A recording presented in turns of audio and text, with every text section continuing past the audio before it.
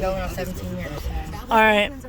Go ahead. Just talk about what you want to talk about. How long have you been out here for? I've been out here about 15 going on 16 years. I'm from the suburbs. I have 5 kids. I put the last 3 up for open adoption. They were born addicted. Yeah. I don't have any family, but my mom, she's also an addict. I have no siblings. I have nobody but Camden. And, You from the suburbs out here, though? Like, around Camden area? Yeah, like 3 towns over.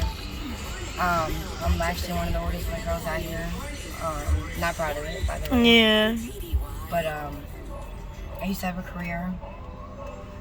You used to have it, like, all before you came out here? Everything. I even had my self-respect. Yeah. My desire to want to live is just non-existent. It's hard to explain. Like, a part of me is just, I feel is gone and forgotten. Yeah. And they say that you have to love yourself before you can love anybody else. But I don't care who you are. Everyone needs to feel like somebody loves you. Somebody believes in you. If you don't feel like you're nothing, like no one out there thinks that you can do it, it's just going to make you think that maybe I can't do it, And you can. And I'm looking for the type of people that would give funding or be able to give. I would love to have a place down here where they have phones, so y'all could, if you wanted to, call either that, or I'm just gonna start doing it because I have such a big heart for people that are out here, and like the interviews that I do, especially when it comes to females, like I so respect use so much more than anybody else, because me, yes, I'm an addict myself, but like when I was out in the streets, I had my boyfriend, which turned into my fiance. We met in rehab, but this is about you. And so, like, how do you get your money to go do what you want to do every day? I mean, to each his own. Everybody has their own hustle. Yeah. I preferably don't work the streets. Yeah. I'd rather hold a homeless sign. Yeah. I don't rob or anything like that, but it's just, that's the one moral that I actually think I have left, and it's mainly because I'm scared to do it. Yeah. Not saying that I've never done it, but the experiences that I have had, I should not be here. And also, a lot of girls out here. Camden is really not that big, and most of the working girls are having sex with the same people, and a lot of them are not well. Yeah. And that frightens me. That frightens me more than anything. There's so much shit out there. Because it's like, I feel like I've been out here all this time. And if I was able to keep that under control and not sell my soul for a high that could not even be good, it could be, a garbage bag that I just worked for, or it could be something that's going to kill me, or it could just be a high that's going to last for 5 minutes, and then meanwhile I go and get checked and now I have a lifelong disease. Yeah. Like, it's just, that baffles me. And that, and like, even back in the day, like the girls, they said, like the one girl, she said, like, people have gotten down to doing shit for like $10. I've literally seen a girl give a guy a blowjob for 2 quarter bags of chips and a Lucy. Like, that's I mean, like, I said, you should at least ask for a hoagie. I was fucking yeah. with her, like, that's a shame, you know. And then you got these guys that like, you know, oh, you can't spend the night at my house in 0-degree weather unless you suck my dick, like, you Yeah. know, like, that's just crazy. But like, you know, they are good people. They're just brainwashed. Like, these girls out here, they just have these guys up under their arms that, you know, intimidate them. That's basically what it is. It's intimidation, and they're scared. And they don't know how to get out of it. And then once they get that taste of the fast money, the hustle, you know, Yeah. then they think that, you know, they're unstopped. Like they're can't nobody touch them. You know what I'm saying? Like, Yeah. Like, and I see these new girls coming out here, and I just want to tell them, you know, like, but they ain't trying to hear me. They ain't trying to hear nothing about where's the good shit at. You know, so like, you know, mind you, I now have one arm. I lost my teeth out here. I used to be really pretty. I'm not saying that I'm not, but when I look in the mirror, I don't know what I see. I really don't. Sometimes I don't even think it's human. Honestly, like I am just so disgusted that I have been out here, and we think it's normal. There's tents out here, and people say, "Oh, I'm going to go home." Go home to my tent? It's not normal. This is not normal. Yes. Like,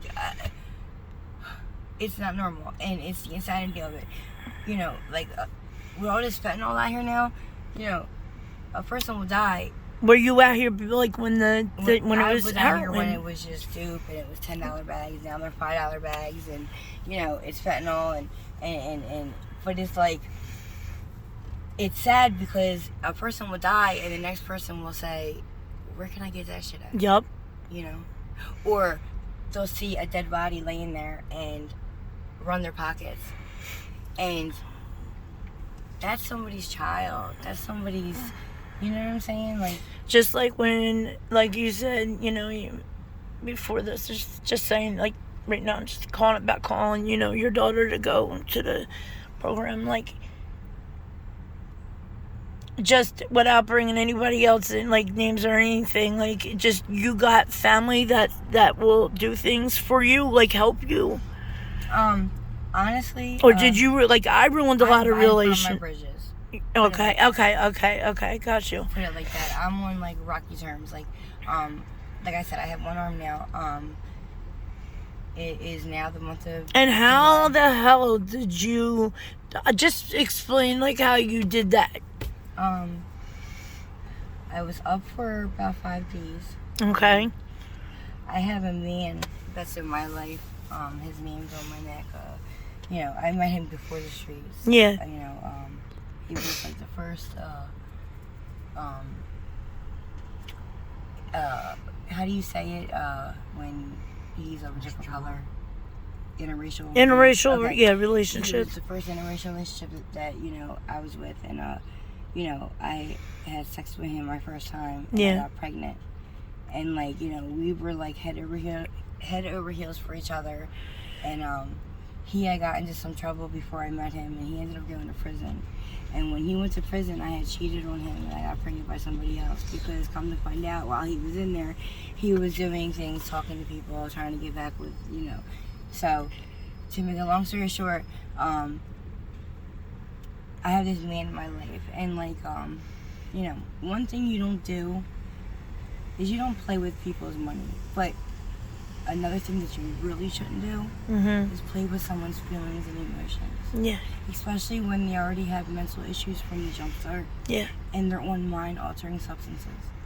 Because it can drive them literally crazy. He has driven me crazy to the point where I've had to be hospitalized. My heart is literally broke to where I could never have another man hurt me, and it even come close to what this man has done to me. And to make it worse is that I love him unconditionally, and he cannot stop picking up these hookers out here. He got curious, and now he's addicted. He doesn't get high, but he's going to end up getting something, and he's going to die. Like, he's out of control. And when I mean just here or there, I'm talking about multiple girls in the same night. All weekend long, going to Philly, Trenton, massage parlors, skip the games. I actually seen him pick up a transgender. Like, Oh, wow. I mean, he's out of control, and that's his addiction. Yeah, okay? yeah. But he doesn't understand. At the end of the day, I am the mother of your children. Okay? At least respect me for that. Okay? These girls out here don't love you. Yeah, They love what you can do for them. exactly. I would be the one to be there when you are wearing diapers when you get old. I will be the one to be there to change you. Yeah, Do you understand what I'm saying? yeah. So, the past 23 years of my life has been nothing but a lie. Nothing but a lie. A grown man to this day will still tell me that if I get off the drugs, he wants me to bear his last name. But yet, it's an excuse. Because you're picking up girls that do nothing but shoot dope and smoke crack. Yeah. What it is that you're not in love with me anymore. I'm not saying you don't care. But He has love for you. yes, but you have destroyed me. And if anything happens to me, whether I am not suicidal, I'm just saying, being out here, it's like, now they have me in emotional therapy and stuff because, this just happened. Like, I just, a scorned woman, is very dangerous. Yeah. Yes. And a person can only take but so much. But so anyway, the train, I was up for days, because I was looking for him. I would see him drive around with this girl, that girl, and it just hurt. And like, I was just getting high and doing more and more drugs to take the feeling away, and like walking up on him as he's in the process of doing it. Like, Yeah. it just hurts, And so I went up on the rubber track, and I sat down on the track, and I must have fell asleep, and at some point I leaned forward, and my butt was not on the actual track. So I was like on the wooden pieces that are next to it, and I slapped my hand up on the train track when I was asleep. He never beeped, he never screamed, he never did anything. I had to get 4 blood transfusions, was in the operating room for 8 hours, and to top it all off, when I told him about it, he said, "What we had is in the past. Stop living in the past. It's time to move on. You left me when I was 0. But just slept with me 2 nights prior. How am I supposed to feel? And then you got all that mess going on with... I just lost my right arm. I'm right-handed. Yes, I'm suing. But I swear to the heavens above, if I had a choice to give every red cent back of my lawsuit, I would take my arm back.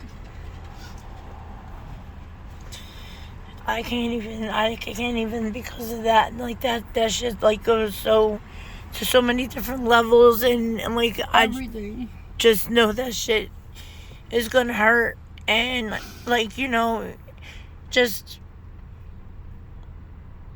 I'm gonna pray for you. I'm gonna keep you in my prayers. Yeah, you know what, like, I do believe in God, and after it happened and the train hit me, when I rolled down the hill, there was a paramedic there. So that's a sign. Because if that paramedic wasn't there, if somebody would have called, I would have bled out. I was about to say you would have bled out there. So I think I am here to tell my story. I really do, because I shouldn't be here. Not just because of the train, all the things that have happened. Like, I don't mind, you know, if you know, we do a part 2, a part 3, a part 4, a part 5, because I have... No, I'm good. I'm good. Okay, like, because I can tell you